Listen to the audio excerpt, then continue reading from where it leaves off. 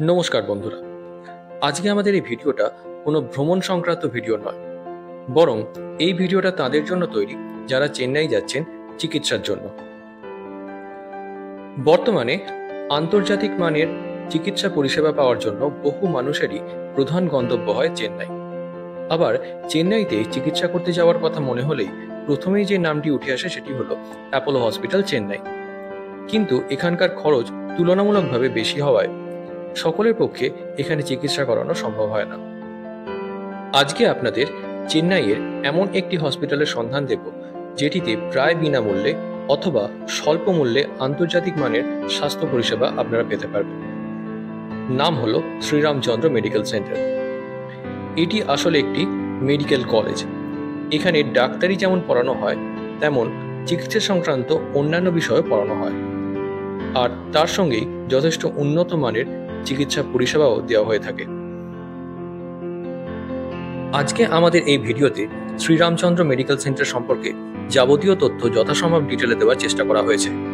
কিভাবে যাবেন, রেজিস্ট্রেশন কিভাবে করবেন, ডাক্তারের অ্যাপয়েন্টমেন্ট কিভাবে পাবেন, থাকবেন কোথায়, খাবেন কোথায় ইত্যাদি সমস্ত তথ্য এই ভিডিও থেকে পেয়ে যাবেন। তাই স্কিপ না করে সম্পূর্ণ ভিডিওটি দেখুন এবং ভালো লাগলে অবশ্যই আমাদের চ্যানেলটি সাবস্ক্রাইব করুন ও লাইক, শেয়ার ও কমেন্ট করুন। প্রথমেই আসি কিভাবে যাবেন। পশ্চিমবঙ্গ থেকে চেন্নাই পৌঁছানো যায় প্রধানত দুভাবে, ট্রেনে অথবা ফ্লাইটে। হাওড়া এবং শালিমার স্টেশন থেকে চেন্নাই যাওয়ার জন্য বেশ কয়েকটি ট্রেন আছে, তাদের লিস্ট স্ক্রিনে দিয়ে দিলাম। ক্লাস অনুযায়ী খরচ মোটামুটি হতে পারে 715 টাকা থেকে 4540 টাকা পর্যন্ত। তবে পেশেন্ট নিয়ে চেন্নাই যাওয়ার জন্য সবথেকে ভালো উপায় হলো ফ্লাইটে যাওয়া। এক্ষেত্রে খরচ অনেকটাই বেড়ে যায়। মোটামুটি ফ্লাইট ফেয়ার শুরু হয় 5185 টাকা থেকে। তবে মাত্র 2.5 ঘন্টার মধ্যে আপনি চেন্নাই পৌঁছে যাবেন। আমরা এবারে চেন্নাই এসেছি ফ্লাইটে। এয়ারপোর্ট থেকে বেরিয়ে আমরা একটি কার রিজার্ভ করে নিয়েছিলাম শ্রীরামচন্দ্র মেডিকেল কলেজ যাওয়ার জন্য। আমাদের থেকে ভাড়া নিয়েছিল 1200 টাকা। এখানে একটা কথা বলে রাখি, চেন্নাইতে এক জায়গা থেকে আরেক জায়গায় যাওয়ার জন্য সব থেকে ভালো উপায় হলো আপনি যদি র্যাপিডো অ্যাপ আপনার মোবাইলে ইনস্টল করে রাখেন। র্যাপিডো থেকে আপনি সব থেকে সস্তায় এক জায়গা থেকে আরেক জায়গার জন্য কার অথবা অটোর ব্যবস্থা করতে পারবেন। প্রথমে আমরাও জানতাম না, তাই অনেক ক্ষেত্রে আমাদের ভাড়া বেশি পড়েছে। পরে একজন স্থানীয় মানুষ আমাদের সাহায্য করায় এই ব্যাপারটি জানতে পেরেছি। যারা ট্রেনেই চেন্নাই আসছেন তাদের ক্ষেত্রে বলবো, চেন্নাই সেন্ট্রাল রেলওয়ে স্টেশন থেকে আপনারা সরাসরি বাস পেয়ে যাবেন। বাসের নাম্বার হলো M11/26। বাসে বলবেন পরুর শ্রীরামচন্দ্র মেডিকেল সেন্টার যাব। বাসে প্রায় 1.5 ঘন্টা মতো সময় লাগতে পারে। যদি আপনি একটু আরামে রামচন্দ্র মেডিকেল কলেজে পৌঁছতে চান সেক্ষেত্রে বলবো আপনি র্যাপিডো থেকে অটো অথবা ট্যাক্সি বুক করে নিন। সেটা আপনার পক্ষে কমফোর্টেবল জার্নি হবে। এটা র্যাপিডোর কোনো প্রমোশনাল ভিডিও নয়, আমি শুধুমাত্র আমার নিজের অভিজ্ঞতা শেয়ার করলাম আপনাদের সঙ্গে। আমরা শ্রীরামচন্দ্র মেডিকেল কলেজ পৌঁছে গেছি। এটা শ্রীরামচন্দ্র মেডিকেল কলেজের এন্ট্রান্স গেট। চলুন ভেতরে গিয়ে দেখা যাক।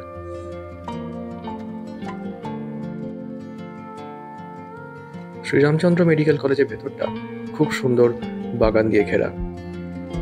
চলুন ভেতরে গিয়ে দেখা যাক।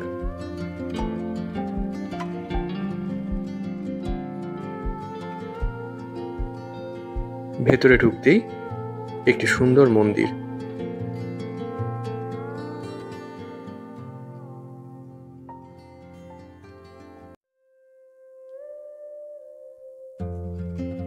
সামনের রাস্তাটির মোড় দেখতেই চোখে পড়ল শ্রীরামচন্দ্র মেডিকেল সেন্টারের এই বিশাল বড় বিল্ডিং।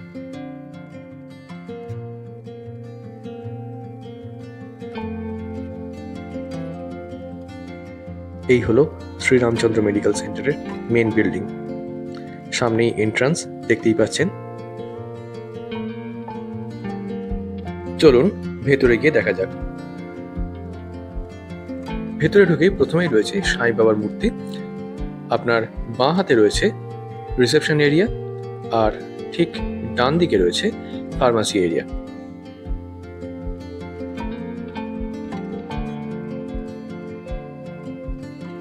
রিসেপশন এরিয়াতে বিভিন্ন রকমের কাউন্টার রয়েছে। এখানে এসে আপনাকে নিজের ফাইল তৈরি করতে হবে এবং ডাক্তারের অ্যাপয়েন্টমেন্ট নিতে হবে। আপনি যদি নর্থ ইস্টের পেশেন্ট হন তাহলে আপনাদের জন্য রয়েছে নর্থ ইস্ট কাউন্টার। এখানে এমনকি বাংলাভাষী মানুষেরও ব্যবস্থা আছে। এখানে ওনারাই আপনার ফাইল তৈরি করে ডাক্তারের সঙ্গে অ্যাপয়েন্টমেন্ট করে দেবেন। আপনার এরকম একটা ফাইল তৈরি হয়ে যাবে। এরপর পেশেন্টের হাতে সবুজ রঙের ব্যান্ড এবং আপনার হাতে অর্থাৎ অ্যাটেন্ডেন্টের হাতে এরকম কমলা রঙের ব্যান্ড পরিয়ে দেওয়া হবে। এরপর আপনাকে ডাক্তারবাবুর ওপিডিতে পাঠিয়ে দেওয়া হবে।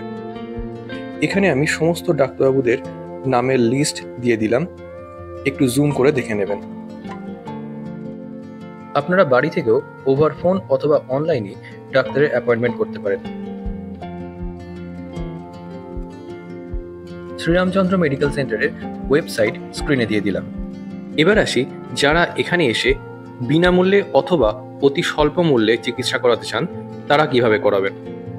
তার জন্য আপনাদেরকে আসতে হবে ঠিক মেন বিল্ডিং এর পাশেই জি ব্লক শ্রীরামচন্দ্র হসপিটালে। চিকিৎসা পরিষেবা একই পাবেন, কিন্তু সময় একটু বেশি লাগতে পারে। এইটা হলো শ্রীরামচন্দ্র হসপিটালের এন্ট্রান্স।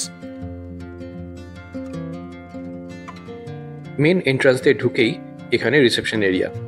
শ্রীরামচন্দ্র মেডিকেল সেন্টারের মতো এখানেও এসে আপনাকে নাম রেজিস্টার করতে হবে। এখানে কি কি পরিষেবা আপনারা পাবেন তার একটা লিস্ট এই বোর্ডে দেওয়া আছে। এবার চলুন দেখে নিই এখানে এসে থাকবেন কোথায় এবং খাবেন কোথায়। শ্রীরামচন্দ্র মেডিকেল সেন্টারের মেন বিল্ডিং এর ঠিক পেছন দিকেই রয়েছে হসপিটাল অ্যানেক্স বিল্ডিং। এখানেই থাকার জন্য গেস্ট হাউসের ব্যবস্থা আছে এবং খাওয়ার জন্য ক্যান্টিনের ব্যবস্থা আছে। ডান দিকে রয়েছে ক্যান্টিন আর বাঁ দিকে রয়েছে থাকার জন্য গেস্ট হাউসের লিফট। চলুন আগে ক্যান্টিনটা একটু দেখে নিই। এখানে দু রকম ভাবে খাবারের কুপন কাটা যায়, এক এই ডিজিটাল ডিসপ্লেগুলো থেকে অথবা সরাসরি এখানকার কাউন্টারে গিয়ে আপনাকে খাবারের কুপন কাটতে হবে। তারপর সেই কুপন নিয়ে আপনারা মেন কাউন্টারে গেলেই খাবার পেয়ে যাবেন। এখানে ভেজ এবং নন ভেজ দুরকম খাবারই পাওয়া যায়। তার একটা চার্ট এখানে দিয়ে দিলাম, কোনটার কত প্রাইস আপনারা বুঝতে পারবেন। এবার চলুন দেখে নিই এই যে ডিজিটাল ডিসপ্লে বোর্ডগুলো রয়েছে এখান থেকে কি করে খাবার অর্ডার করা যায়। প্রথমে আপনাকে আপনার পছন্দের খাবারটি অ্যাড করতে হবে। সংখ্যা দিয়ে দিতে হবে কতগুলো প্লেট প্রয়োজন। আরো যদি কিছু অ্যাড করতে চান অ্যাড করে নিন, তারপরে প্রসিড করুন। এবার proceed to pay. QR code চলে এলো। এবার আপনি ফোন পে থেকে পেমেন্ট করলেই আপনার খাবারের কুপন বেরিয়ে আসবে। এবার চলুন দেখে নিই গেস্ট হাউসটা কেমন। বাম দিকের গেট দিয়ে ঢুকলেই আপনি পাবেন লিফট। এই লিফটে করে আপনাকে 4th ফ্লোরে যেতে হবে। 4th ফ্লোরেই রয়েছে এনাদের গেস্ট হাউসের ব্যবস্থা।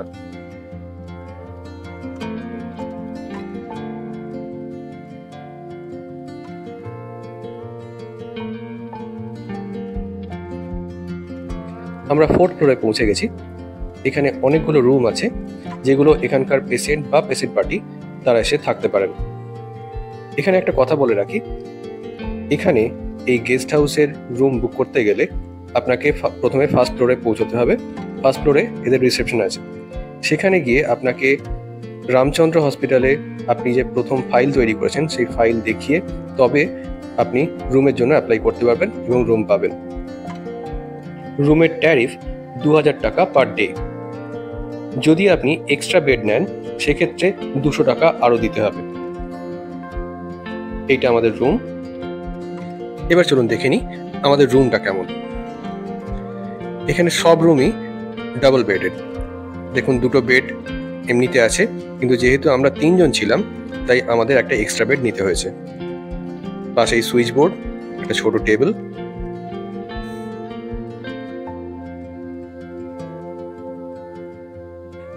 আর এইটা হলো যে এক্সট্রা বেড নেওয়া হয়েছে সেটা।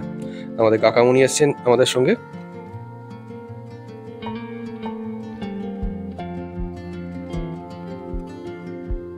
এখানে সুইচ রয়েছে, এখানে একটা ছোট টেবিল মতো রয়েছে, আমরা জিনিসপত্র রেখেছি, একটা চেয়ার,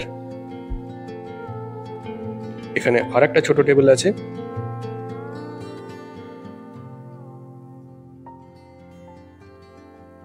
ওয়ার্ড্রব, এখানেও টেবিল আছে, এক্সট্রা আরো দুটো ছোট টেবিল দেওয়া আছে, এসি,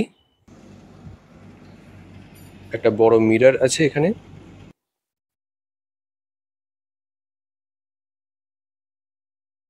চলুন বাথরুমটা দেখা যাক।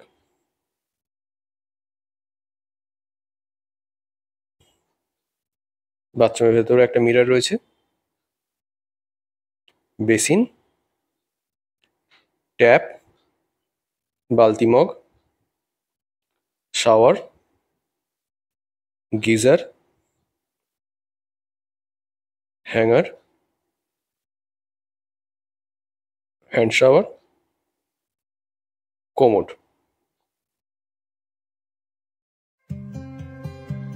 আপনাদের যদি আর অন্য কোনো কিছু জানার থাকে তাহলে আমাদের কমেন্ট বক্সে লিখে জানান, আমরা আমাদের সামর্থ্য মতো উত্তর দেওয়ার চেষ্টা করব। তাহলে বন্ধুরা, আজকে এই পর্যন্তই। আমাদের ভিডিও আমরা এখানেই শেষ করছি। পরবর্তী ভিডিও খুব শিগগিরই আসছে।